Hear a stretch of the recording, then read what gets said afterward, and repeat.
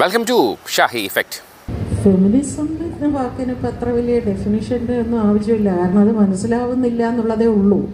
ആർക്കും മനസ്സിലാവുന്നില്ല. അതുകൊണ്ടാണ് ഫെമിനിച്ചി എന്ന വാക്കൊക്കെ ഇവിടെ ഉപയോഗിക്കേണ്ടി വരുന്നത്. മാനുഷിക മൂല്യത മനസ്സിലാക്കിയാൽ അത് തന്നെയാണ് ഫെമിനിസം. നീ അവളും മനുഷ്യശ്രീയാണ്, ഞാനും മനുഷ്യശ്രീയാണ്. അവൾക്കും വിശപ്പുണ്ട്, എനിക്കും വിശപ്പുണ്ട്. അവൾക്കും വേദനയുണ്ട്, എനിക്കും വേദനയുണ്ട് എന്ന് മനസ്സിലാക്കിയാൽ തീർന്നു. അത്രയേ ഉള്ളൂ. അതിന് പിന്നെ ഇംഗ്ലീഷിൽ ഒരു വാക്കെടുത്ത് വെച്ചിരിക്കുന്നു, ഫെമിനിസ്റ്റ് എന്ന്. അത് മനസ്സിലാകാതെ ആ തുല്യത കൊടുക്കാൻ താല്പര്യമില്ല അല്ലെങ്കിൽ മനസ്സില്ല എന്ന് പറയുന്നിടത്താണ് ഫെമിനിച്ചി എന്ന വാക്ക് ഇവിടെ ഉണ്ടാവുന്നത്.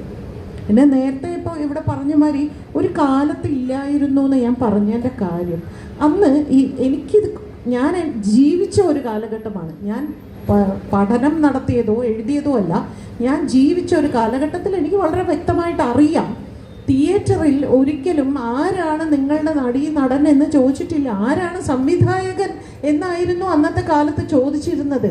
അത് മാറി ഇന്ന് ആരാണ് നടൻ എന്നാണ് ചോദിക്കുന്നത്. അത് എന്നാണ് അത് ഉണ്ടായി തുടങ്ങിയത് ഒന്ന് ആലോചിച്ച് നോക്കൂ. അവിടെയാണ് ഞങ്ങളുടെയൊക്കെ ഒരു പ്രതിഷേധം എന്ന് പറയുന്നത്. അതുകൊണ്ടാണ് സംഘടനകൾ എപ്പോഴും പുരുഷാധിപത്യ സ്വഭാവമുള്ള സംഘടനകളാണ് നമ്മളിവിടെ കാണുന്നത് ഭൂരിഭാഗം. അപ്പം നമ്മൾ വളരെയധികം ആഗ്രഹിച്ചു ഒരു സംഘടനയിലെങ്കിലും സ്ത്രീകൾ തലപ്പത്ത് വരണം എന്ന്. പക്ഷെ വന്നിട്ടും പ്രത്യേകിച്ച് പ്രയോജനമൊന്നും ഇവിടെ കിട്ടിയില്ല എന്നുള്ളതാണ് അതിൻ്റെ ഏറ്റവും വലിയ സത്യം. കാരണം അവരും പുരുഷന്മാരുടെ വാക്കുകളാണ് അവർ പറഞ്ഞുകൊണ്ടിരിക്കുന്നത്. അവർക്ക് സ്ത്രീ രൂപമുണ്ട് എന്ന് മാത്രം. അവർ പറയുന്നതെല്ലാം തന്നെ പുരുഷന്മാർ പിറകിൽ നിന്ന് എൻ്റെ ഒരു തൊഴിൽ വെച്ച് നോക്കി ഡബ് ചെയ്യുകയാണെന്ന് എനിക്ക് തോന്നിയിട്ടുണ്ട്. അവർ മറ്റൊരാളുടെ ശബ്ദം അവർ ഡബ് ചെയ്യുന്ന മാതിരി തോന്നിയിട്ടുണ്ട്. എനിക്കിപ്പോൾ ഈ പ്ലാറ്റ്ഫോമിൽ ചോദിച്ച ചോദ്യവുമായി ബന്ധമില്ലെങ്കിൽ കൂടി ഞാൻ പറയാം, എൻ്റെ ഏറ്റവും വലിയ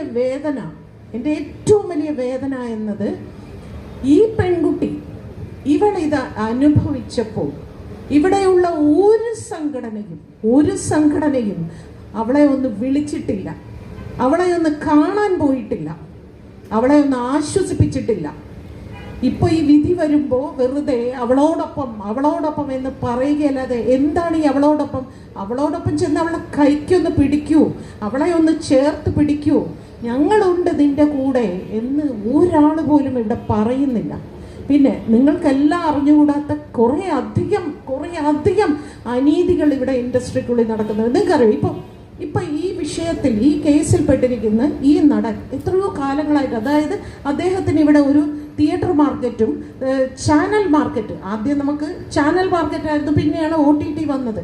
ഈ ചാനൽ മാർക്കറ്റ് ഉള്ള സമയത്ത് തന്നെ പുള്ളി ഇന്നലെയും കൂടെ ഒരു സംവിധായകനോട് ഞാൻ സംസാരിച്ചപ്പോൾ അദ്ദേഹം പറഞ്ഞൊരു കാര്യമാണ്, ആ സിനിമയിൽ അദ്ദേഹത്തോടൊപ്പം വർക്ക് ചെയ്യുന്ന എല്ലാവരുടെയും നക്ഷത്രം വെച്ചിട്ട് ഈ നക്ഷത്രക്കാർക്ക് ഇപ്പം നല്ല സമയമാണോ ചീത്ത സമയമാണോ എന്ന് കവടി നിരത്തി നോക്കിയിട്ടാണ് അതിലൊരു ചെറിയ കഥാപാത്രത്തെ പോലും അദ്ദേഹം അഭിനയിപ്പിക്കുന്നത്.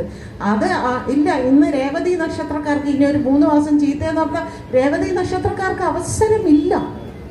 ആരാണ് ഇതിനൊക്കെ ഇടം വെച്ച് കൊടുക്കുന്നത്?